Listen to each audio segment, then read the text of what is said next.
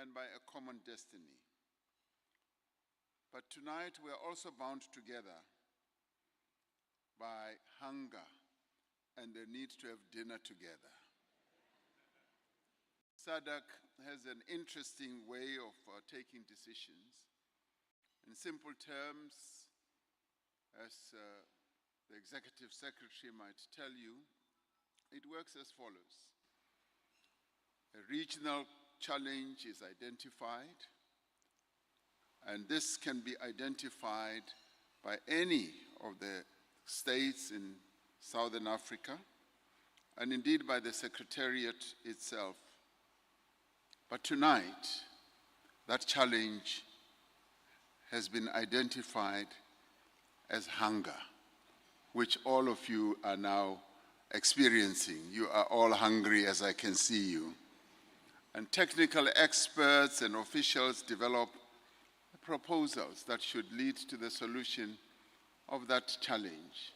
And the chef gets involved in finding solutions.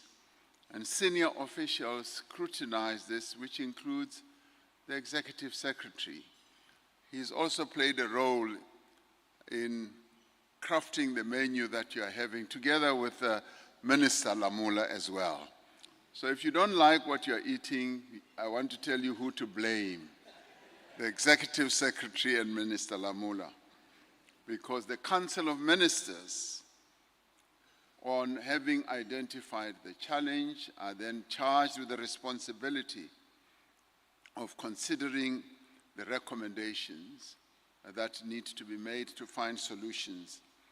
And heads of state and government take the final decision.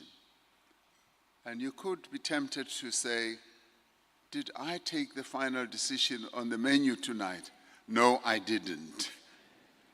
So we're overjoyed today to have so many of you here, including the various political parties that are represented in our parliament, whether they are in the government of national unity or also in opposition. And in SADC, we are indeed a family. We do not always agree on everything. Sometimes we tend to repeat ourselves. Sometimes the discussions continue for much longer than they should, and our speeches are at times elongated. And that is why my input or speech tonight is not going to be long. But in the end, we remain together as a community.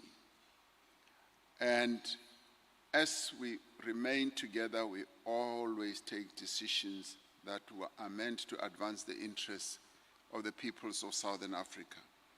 This is the strength of our community.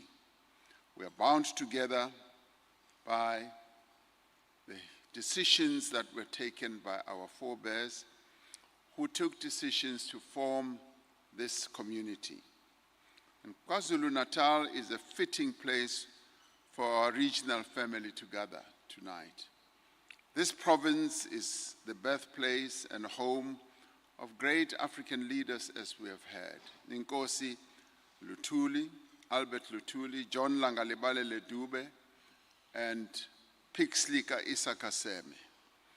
They were visionaries who believed in African unity, human dignity, and the power of people working together.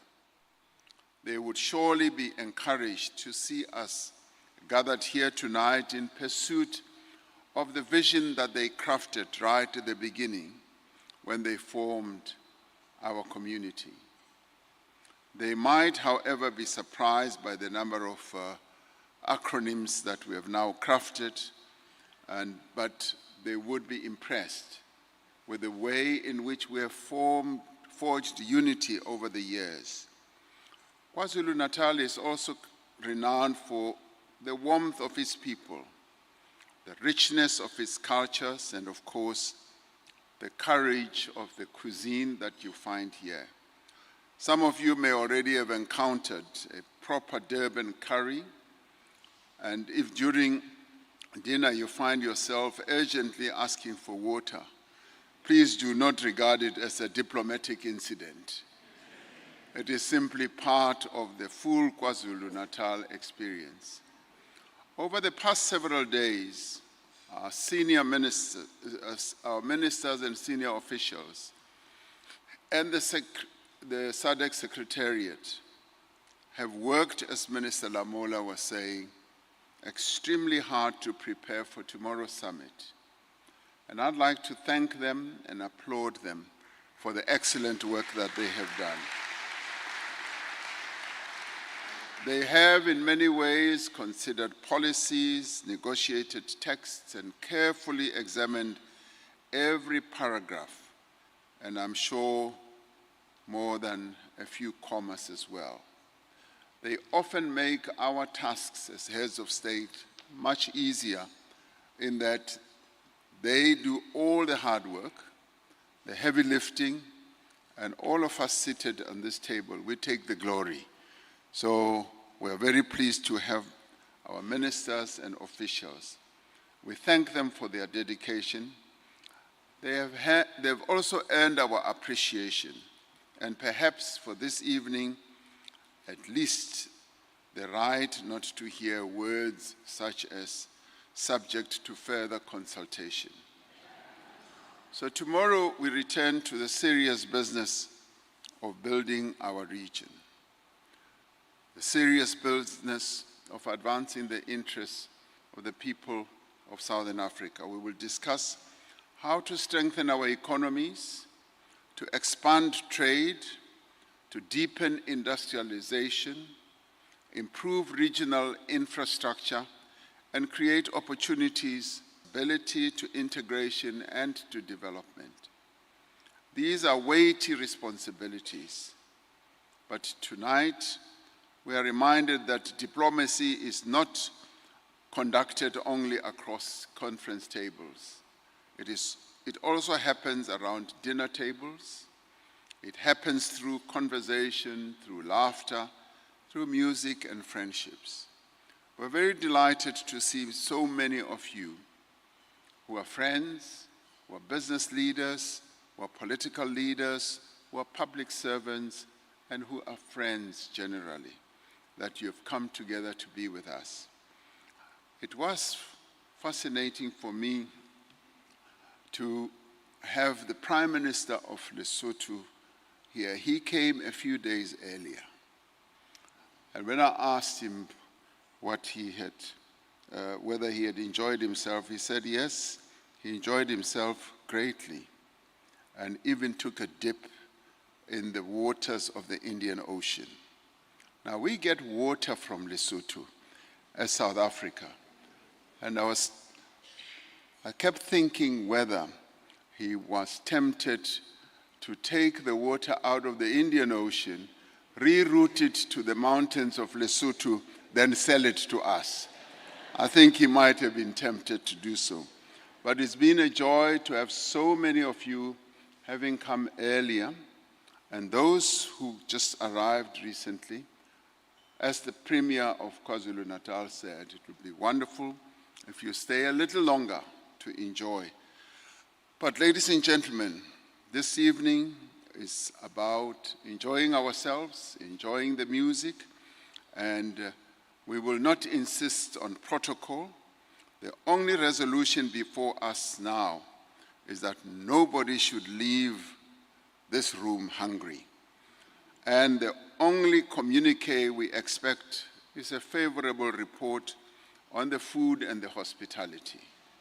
Tonight, let us renew old friendships and begin new ones as well.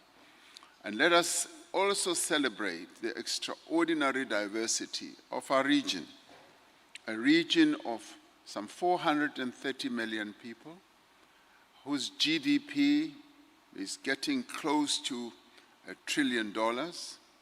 This is an important region in the architecture of our continent, and a region with a common destiny, a region that binds us all together.